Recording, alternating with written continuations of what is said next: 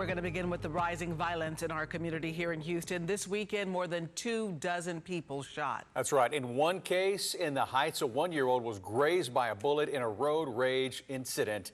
ABC13's Micah Hatfield has been looking into the case and has obtained some exclusive surveillance video. Micah?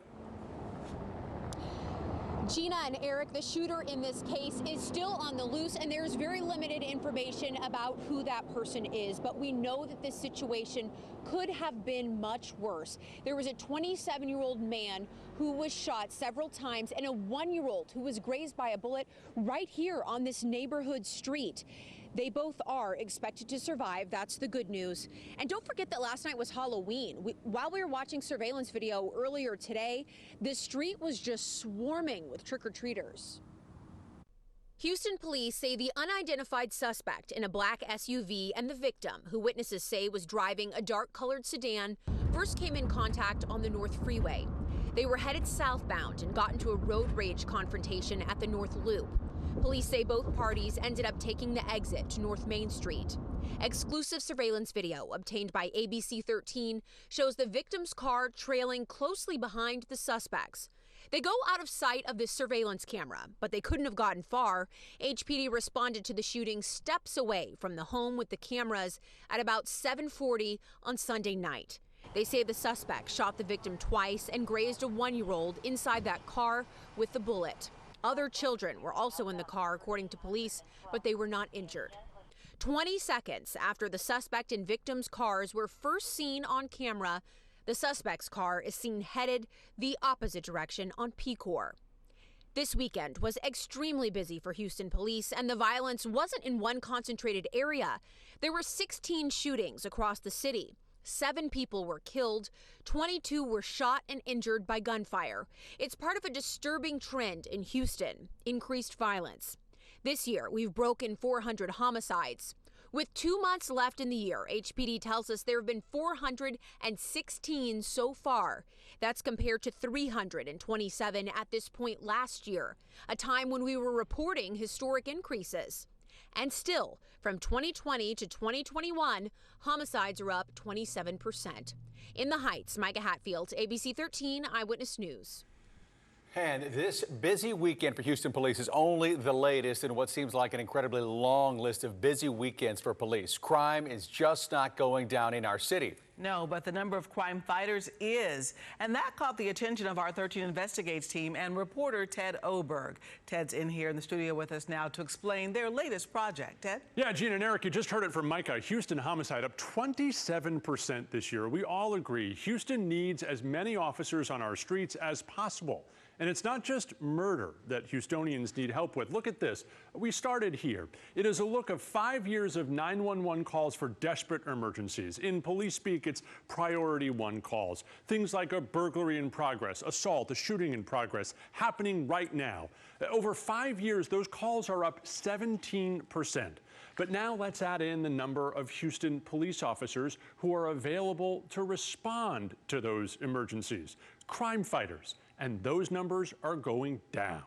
Despite aggressive hiring and raises and more academy classes than in the recent past, HPD since 2020 is getting smaller, and officers notice. You need more help? I would say more officers. The more the merrier. How many more? A lot more. Honestly, a lot more. Yeah. So. I mean, and how would that help? It would help with all the calls because we have a bunch of calls holding. Calls holding means you and your neighbors are waiting. Tonight at 10, what the shrinking size of HPD means to you. We found real consequences and we'll lay them out in just a few hours. You know, we'll see you tonight. It does sound troubling. Thank you, Ted.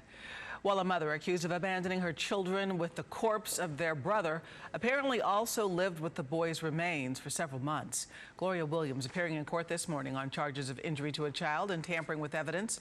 Prosecutors say Williams' boyfriend murdered the 8-year-old last November. That couple lived in a West Harris County apartment with the body and Williams' 3 other kids, boys, until March. Prosecutors say that couple moved out because the children were left behind.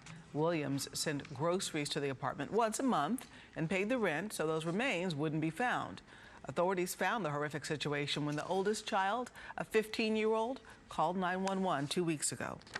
This case has shocked the conscience of our community as well as the nation, as we've seen. And we need to make sure that we find answers as to how a mother could allow this to happen to her children and hold her accountable. It's been played out in the press so far that, I mean, she's just as guilty as anybody else, as her boyfriend. We don't know that yet. We need to start looking at the case and seeing what's going on before everybody finds her guilty. She's not guilty yet.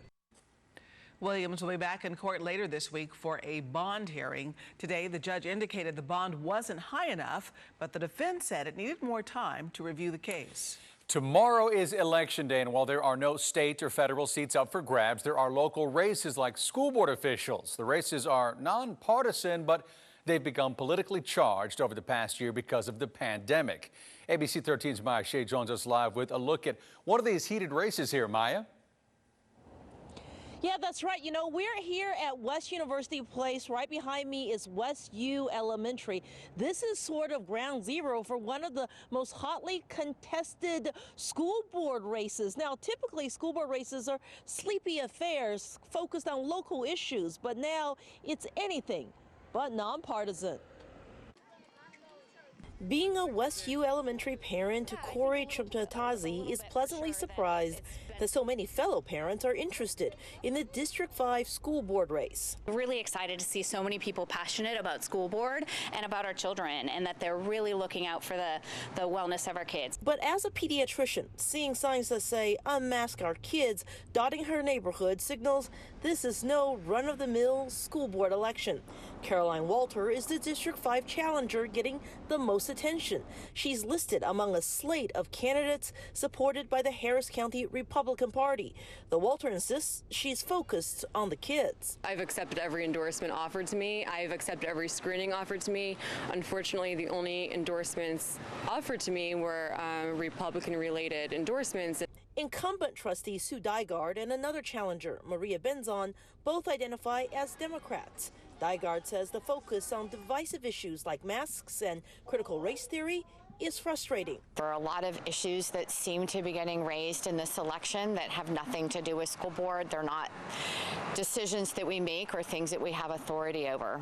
But political experts say these days, even local races are seen through a political lens because that's the only way to get voters out to the polls. It's hard to get away from these politics because you definitely have these organized groups that want to see those people who believe what they believe elected. And the best way to get there is really to use those key triggers. The polls, by the way, open tomorrow morning throughout the greater Houston region. Maya Shea, ABC 13, Eyewitness News. No matter where you live, all Texans will see 8 proposed amendments to the state constitution on their ballot. So let's take a look at them now. Proposition 1 allows charitable raffles at rodeo events. Proposition 2 would authorize counties to issue bonds to raise funds for transportation infrastructure in underdeveloped areas. Proposition 3 would ban the state from prohibiting or limiting religious services, including those in churches and other places of worship. All of this came about as a result of restrictions that were implemented during the pandemic. Proposition 4 would require candidates to have 10 years of experience practicing law in Texas to be eligible for election to the Texas Supreme Court, the Court of Criminal Appeals, or Texas Court of Appeals. Proposition 5 allows the State Commission on Judicial Conduct to have oversight of candidates running for judicial seats. Proposition 6 is another COVID-related amendment here. It would allow residents in nursing homes and assisted living facilities to designate one essential caregiver who cannot be denied in-person visitation. Proposition 7 puts a limit on school district property taxes incurred by the surviving spouse of a person with disabilities older than 65 who has died. This is for their primary home. And Proposition 8 expands eligibility for residential homestead tax exemptions to include spouses of military members killed or fatally injured in the line of duty.